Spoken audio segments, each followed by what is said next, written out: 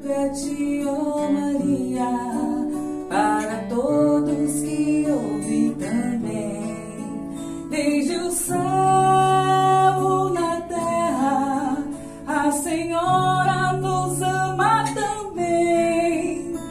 Eu canto pra ti, ó Maria, por aqueles que sofrem também.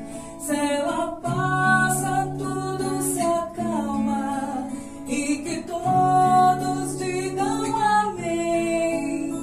Eu canto pra ti, ó Maria, pela minha família também. Oh, oh, oh,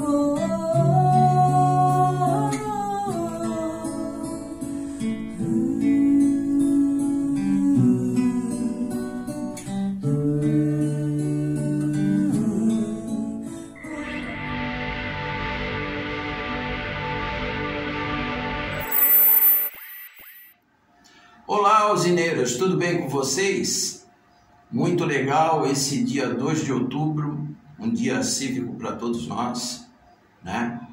Nós que somos brasileiros e queremos que a nossa pátria realmente vá para frente e Mestre Jesus nos abraçando sempre, mostrando que aqui realmente é a pátria do Cruzeiro. Então, eu gostaria de falar inicialmente o seguinte: a música é feita de ondas e vibrações tão elevadas quanto a intenção de quem a compõe.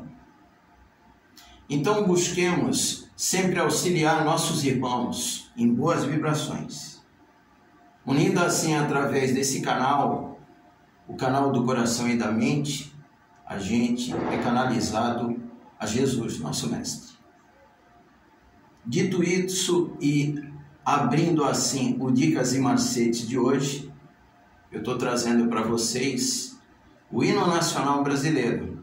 Eu acho que vem a calhar e é conveniente a gente sempre ter esse espírito patriótico, esse espírito familiar, né, de querer ajudar, sempre lembrando, o nosso canal levantou uma bandeira que se chama SCVV, Sensibilização, Conscientização e Valorização da Vida.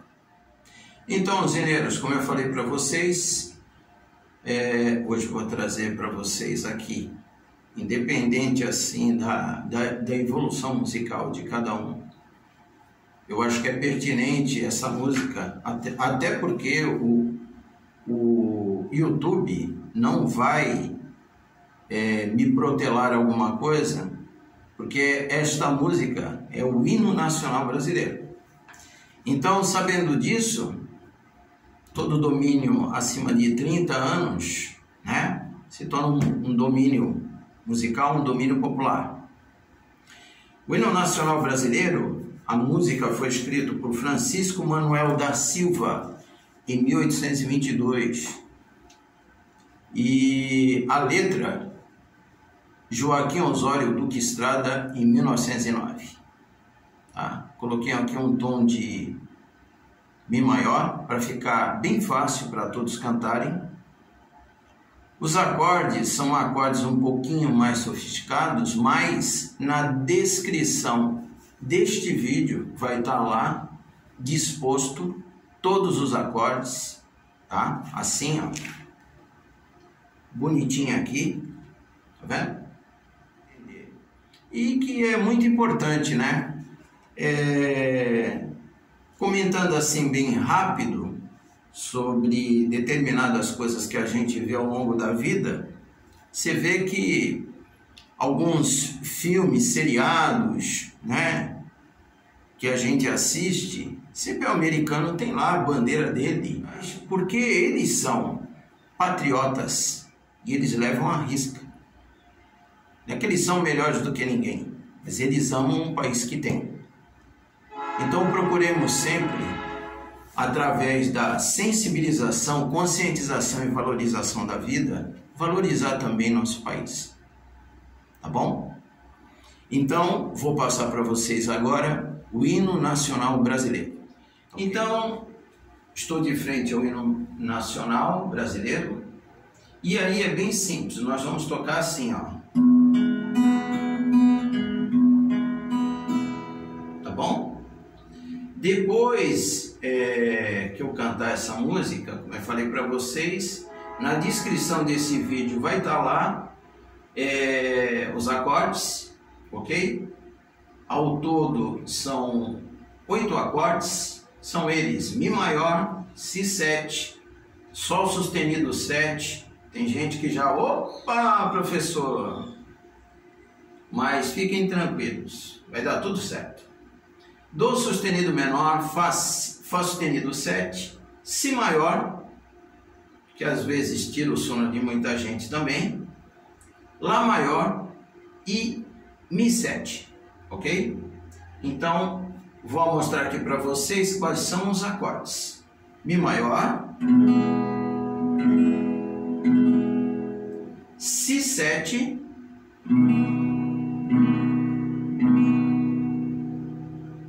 Sol sustenido 7, Dó sustenido menor, na mesma casa, porém 2 cordas para baixo, né? Então aqui, ó, voltando aqui, Sol sustenido 7, Dó sustenido menor, depois aqui, Fá sustenido 7, e, ao meu ver, é o acorde que é mais dificultoso, porque precisa ter uma casa aqui vaga no meio, que é o Si maior. Depois o Lá maior.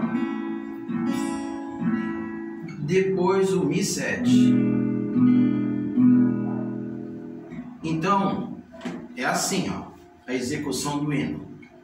Tem pessoas que tocam de diversas formas, tá? Eu vou tocar de uma forma mais cadenciada, porém um pouco mais calma, até para você cantar, tocar e se acompanhar, tá bom? Então ela começa assim: ouviram do Ipiranga as margens plácidas de um povo heróico brado retumbante, e o sol da liberdade em raios no céu da pátria nesse instante se o penhor dessa igualdade conseguimos conquistar com braços fortes, e em teu seio, ó liberdade, desafio nosso peito à própria morte. Ó pátria amada, idolatrada, salve, salve. Toquei esse trechinho, nós vamos ficar por aqui, porque a execução do hino nacional são 3 folhas, ok? E aí, o programa tem ali cerca de meia hora, 35 minutos, e temos atrações a continuar, né? Atrações especiais. A segunda parte do podcast da Silvia Gonçalves Gomes, falando sobre saúde mental. Muita gente escreveu perguntando se era só aquela parte. Lógico que não, gente. Lá no final do vídeo eu falei que era dividido em 2 partes. E esse intercâmbio sempre entre vocês e nós é muito importante. Não deixando de passar aqui o nosso agradecimento, né? Um abraço fraternal e bem apertado do Grupo Zina para todos vocês que nos acompanham, pedindo para vocês, com muito carinho, aqueles que ainda não são inscritos, que se inscrevam, toque o sininho para receber as notificações dos nossos vídeos, dê o nosso like porque isso fortalece muito o nosso trabalho no canal, e sigam aí porque todos os domingos, como hoje, vocês estão assistindo a gente e nós estamos trazendo sempre material novo, né? No início teve uma prévia, dos bastidores das gravações que nós estamos fazendo, né?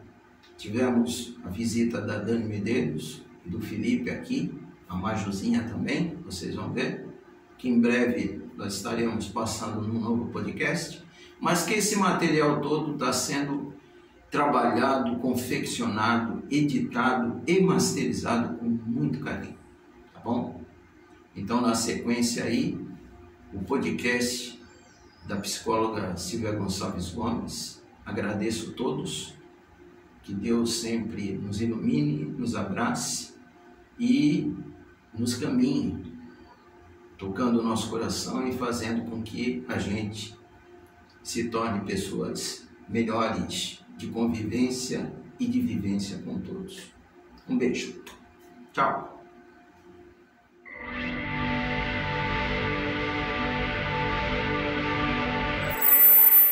Então, outra questão. Quais os transtornos mais frequentes que se dão em crianças e adolescentes? Olha só. Hoje, eu tenho vivenciado casos de automutilação. O que é a automutilação? É você produzir ferimento em seu próprio corpo, deliberadamente.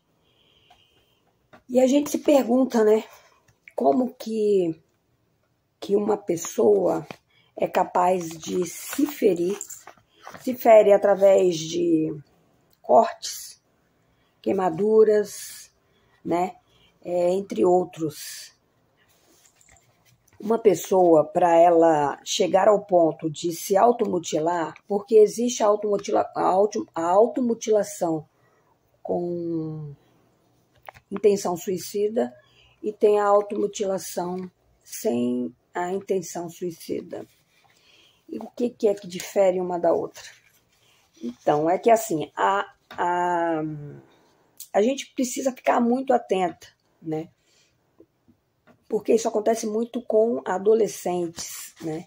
É uma fase onde, na verdade, é aquele período de adaptação. Você está entrando numa fase onde é exigido demais. São muitas exigências que a sociedade impõe ao adolescente. Eu própria lembro da minha fase de adolescência, assim, a gente procura uma tribo, a gente procura um lugar onde a gente é aceito, né?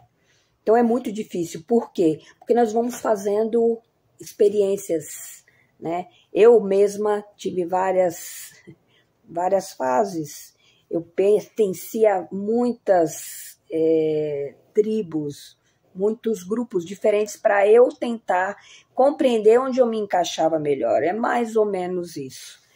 Então, o que acontece? A automutilação, ela vem com o intuito de quê? De fazer com que a pessoa, de alguma maneira, encontre alívio das suas dores internas, que são gigantescas, que causam muito desconforto.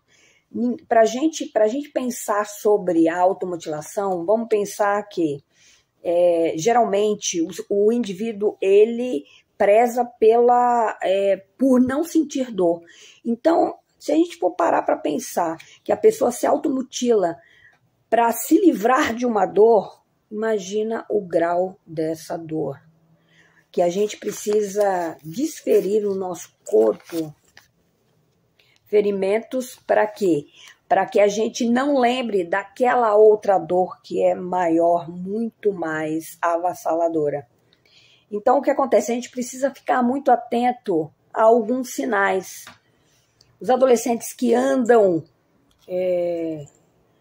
com blusas de manga longa, gola alta, que não mostram o corpo, pode estar o calor que for, eles estão todos cobertos. Geralmente só o rosto fica coberto. E outra coisa, a automutilação também não é somente desferir os cortes ou as queimaduras. Às vezes as pessoas elas batem a cabeça, sabe, se golpeiam. Então, o que acontece? A gente precisa estar mais atentos aos detalhes. Assim, existem algumas coisas que a gente precisa ter um olhar mais apurado. Se você percebe que o adolescente ele está se isolando muito, fica muito no quarto, está sempre em grau de irritabilidade, fala pouco.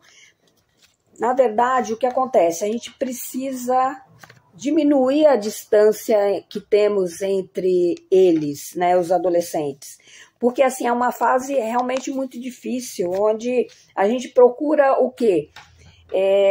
O adolescente, ele quer ser ouvido, ele precisa de afeto, precisa de sustentação.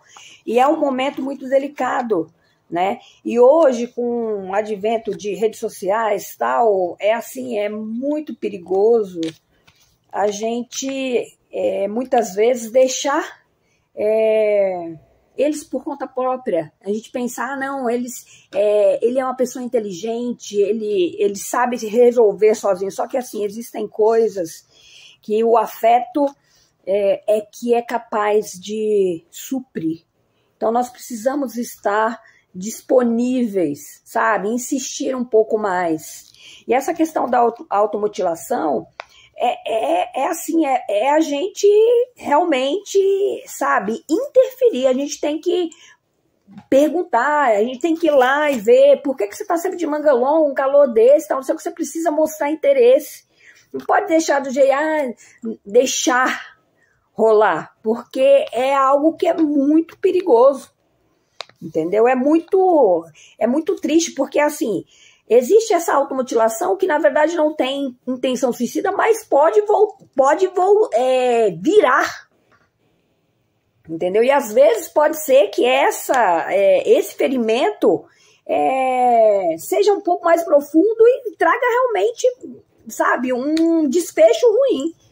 Então, o que acontece? A gente precisa estar mais presente, precisamos escutar mais, não só escutar, ouvir, a gente escutar através da visão, a gente, sabe, buscar estar próximo, sabe, conversar sem julgar. E outra coisa, com relação a essa situação de automutilação, a gente precisa falar sobre essas coisas. Se você percebe que a pessoa está, sabe, num grau de depressão grande, a gente precisa falar sobre isso. Se você percebe que a pessoa está com um discurso voltado muito negativo, a gente precisa falar sobre isso. A gente precisa falar sobre ideação suicida. Porque a gente tem a ideia que se a gente falar sobre ideação suicida, sobre suicídio, a gente vai estar induzindo a pessoa a praticar o ato. E não é isso, é justamente o inverso, a gente precisa falar.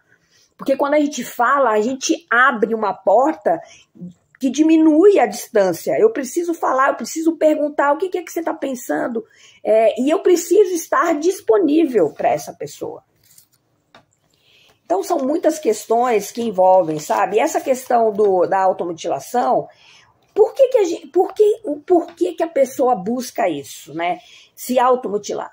É porque, assim, quando a pessoa se corta, ela libera endorfinas cerebrais, que serve como se fosse, na verdade, um analgésico, né? Ela traz alívio, traz um sentimento de prazer. Então, o que acontece? É algo fisiológico, não é só, eu penso que vou fazer isso, tá? Não.